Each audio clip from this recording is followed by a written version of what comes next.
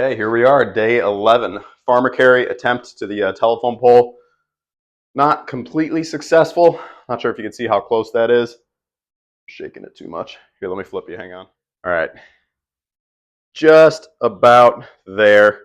Maybe like 2 feet in between, although it does get kind of smushy over there, so can't exactly go all the way to the pole, I guess. Excuses, right? Either way, that's a PR on distance. I mean, look where we started. Here, all the way over there. Not sure the exact distance, but farther than I've gone with 260 per hand. And I also haven't done farmer carries in 2 weeks, 3 weeks, a little while. Yeah, so good stuff. Very happy. Thanks for the challenge. Bean Cooker, much appreciated. It was good to have a different, unique challenge for today. I'm going to go get those later. I just want to leave them there so you can see where I actually got to from this perspective, because it's a little hard to tell from the way I filmed it. Also, nice view. All right, let's check the weight.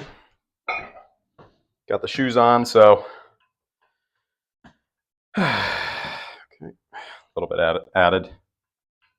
Oh, we're creeping back up, 208. Let's go. All right, let me show you the workout. Bringing you right up here. Got it written out. Carries, chin-ups, extra set on chin-ups, extra set on double row. That'll make up the extra volume, and then we'll do pulls and farmer curls.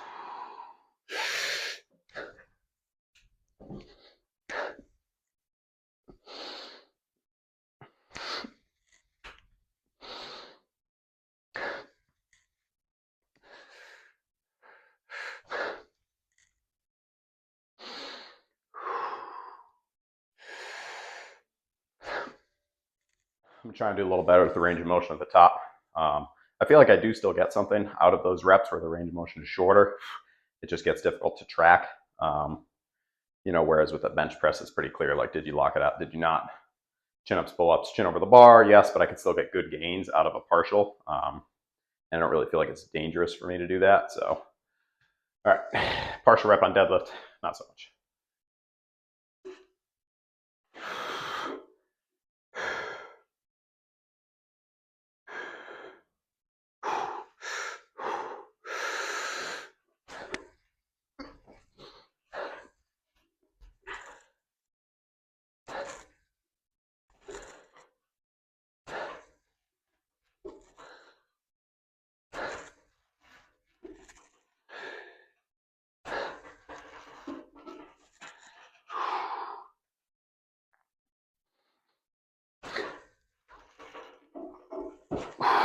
All right, last set, probably just 8, so I can save a little bit of strength for the rows.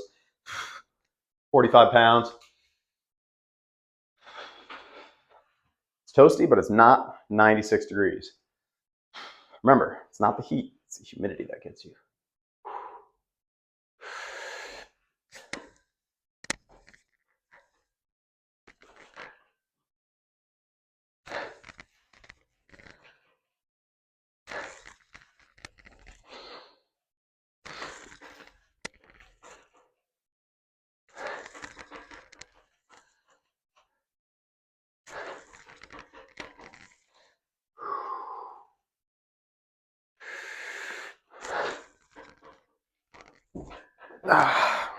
All right, good stuff. Whew. A little rest. We'll get some rows going. All right, I just got to commit on this one. Start getting comfortable with double digits with the hundreds. Let's shoot for 10, even if we have to get a little bit of, questionable form on the last couple, because single digits no longer acceptable with these.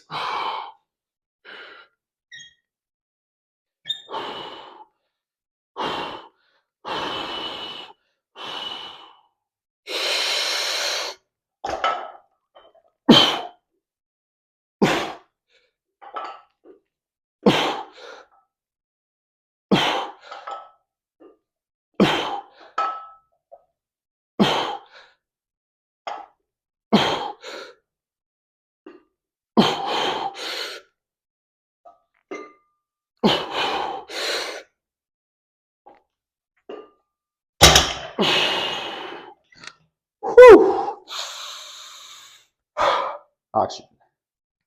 Need it. A little rest, we'll get the 80s. Second set, 80 pounds. Gonna try and do a little better with the range of motion because I felt like it was a little short at the top.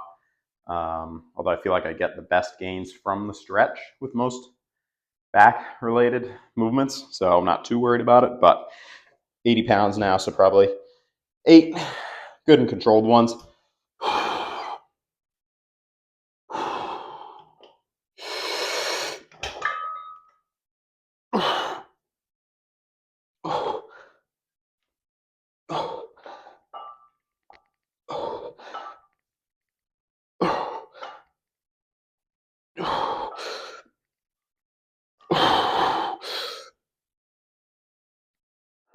All right, time for pull downs.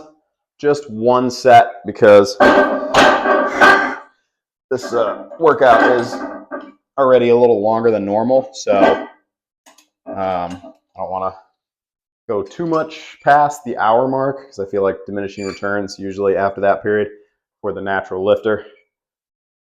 Interested to hear what people's opinions are about that. I mean, I think you can adapt to a lot of things and like you could get through a longer workout, but whether or not it's going to actually lead to more gains as opposed to just tiring you out, that's where I think, I don't know, probably differs person by person, but I do know there's some studies or literature that show your cortisol as a natural lifter starts to go up when you push past the hour mark significantly.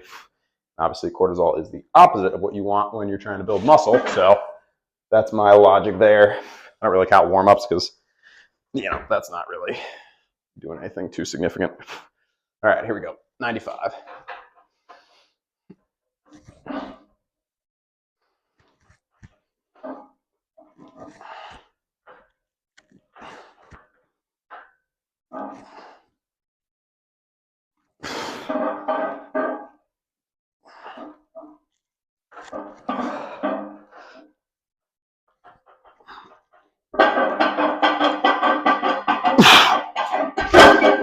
Whew.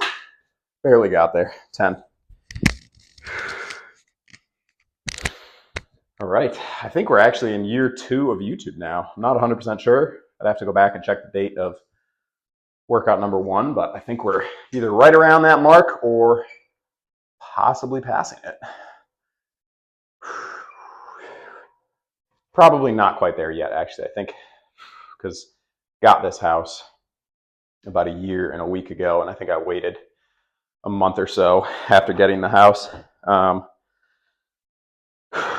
start the YouTube series. So we're trying to get stuff situated. I was, you know, doing lots of yard work and whatnot, so the workouts weren't peak performance.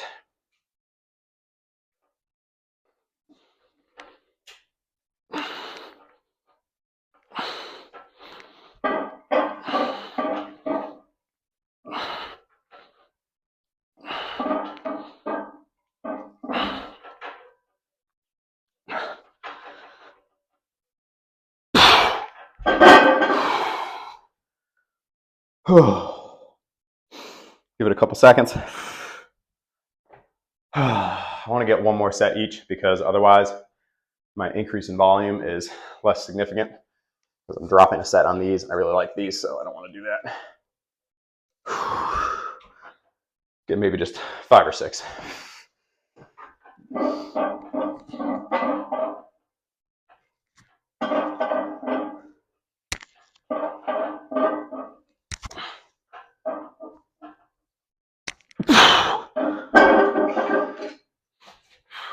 The back growth must continue, even though I feel like the back has grown the most.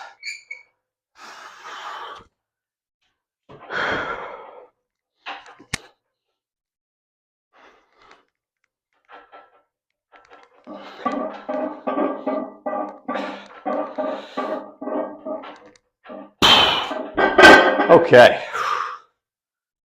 Good stuff. A little rest. We had a set of farmer curls.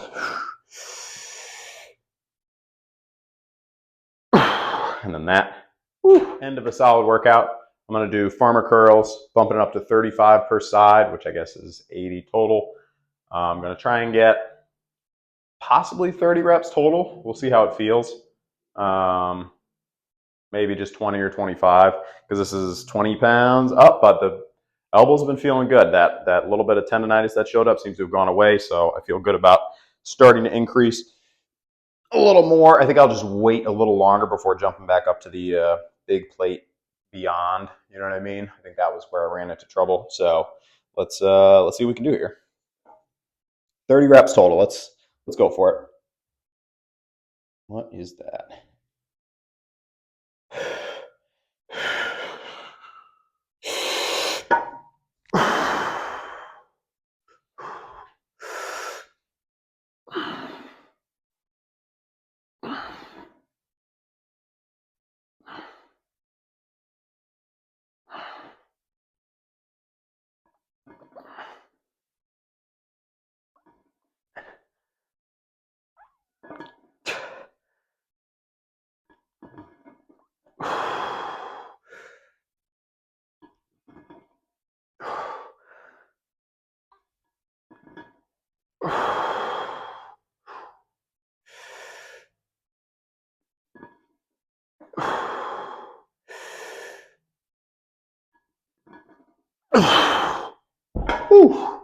All right, so I think 25 reps total should be good. So I'll try and get like another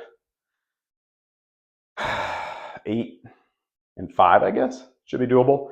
Got 12 on the first one. Felt good. Elbows feel good. I can just feel the beginnings of a little tightness, like beyond the tightness you would get just from doing curls normally. So I think that's a good sign that I'm where I need to be and not, too heavy or so light that I don't really get anything out of it, because I didn't really feel too much last week when I did, I guess it was 2 weeks ago now, when I did 25 each side. It just kind of felt like some reps. I didn't get any actual like bicep fatigue going, or not too much at least. All right, 8.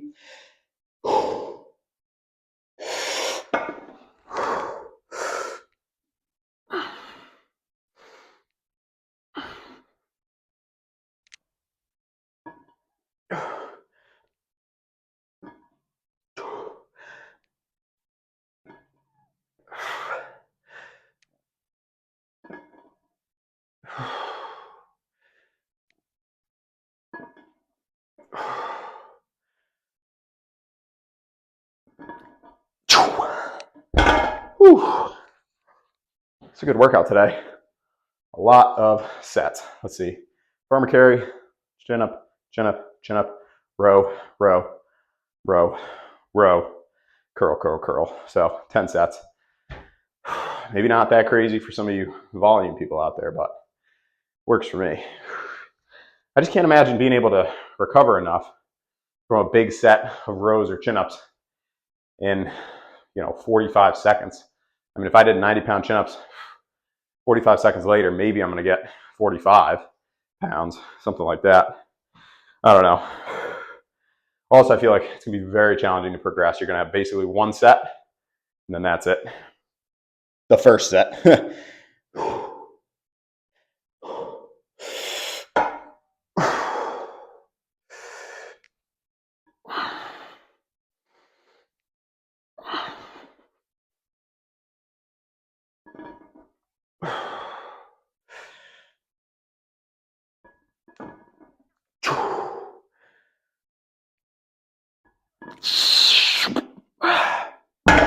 All right, that's it. That was a good workout today. Felt very solid about the increased volume.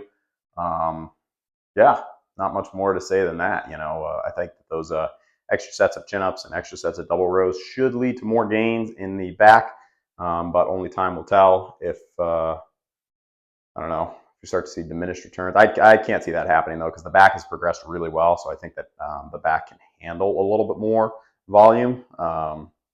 As long as I'm following that reverse pyramid approach, that decrease the weight a little bit after the first set. I'm a big fan of that. I think it works very well. I've tried the straight set approach, and I think on some movements it works well, like with squats. That's the approach I'm trying right now, where I'm just going to lock in a couple sets of 5 and then try and burn out in the last set. But honestly, with squats, there's so much to engage and get going that after I do the first set, typically the second set feels better, and the third set feels even better after that. Whereas biceps, just getting my biceps working. Once I do the first set, the second set's always going to be a little bit more challenging, more tired. Squats, you can kind of get a little more fired up as you do each set. But it depends on your ability to, I don't know what the right term would be, like recruit motor units, like actually use 100% of your muscular strength. That's a big part of it. I guess with squats, there's so many different muscles that maybe it's more challenging to use them all in the first set. I don't really know. That's the approach we're going to go with. Very happy about how today went. And yeah, it's been a really good journey so far with YouTube. I believe we're getting close to the year mark, but I have to check that and see what the actual day was when I started the journey here. But it's been great for increased accountability and a great way to push myself. Obviously, the channel goes up and down with the comments and people that actually watch. And I really appreciate you watching. You're the reason that the channel is growing. So I think that's super cool that you're here, and I encourage you to subscribe if you're new, and you're not already subscribed. New content every day, but it really just has pushed me to start to test the limits a little more and hold myself more accountable and do better. I'm not trying to toot my own horn. I'm just saying that having some concrete goals and some form of accountability is a good thing if there are things in life where you really want to improve. Like I write everything out before I do the workout. The odds of me actually doing it increase massively. If I just vaguely had in my mind that I wanted to do a couple sets of chin-ups and a couple sets of rows, it might happen, but it probably wouldn't be as good as a concrete, like I'm tired halfway through the workout and I look over and I see I got to do 8 reps with the 80s on the double rows. Like that's more than likely going to happen, as opposed to if I don't see it, I might drop the weight, or there'd be a little less accountability. So document your progress. It's 100% the way to go. A lot of people talk about this. RP strength, Dr. Mike Israel, he always talks about that. Again, not to toot my own horn. He talks about how that's the difference a lot of times with people that are like pretty into fitness, and then people that are pretty into fitness and making like good progress. A lot of times it's the people that document their food, document their training results. The training program aside, everyone has a lot of people have different approaches to that. So that's kind of a gray area, because some people make better progress with certain programs, other people don't make progress with those same programs. But if you track your progress, then you can learn and figure out what's going to be the best for you. So that's it for today. Onward to tomorrow. Log press shoulders should be good. Hope you're having a great day. And yeah, that's it. All right. Thanks. Peace.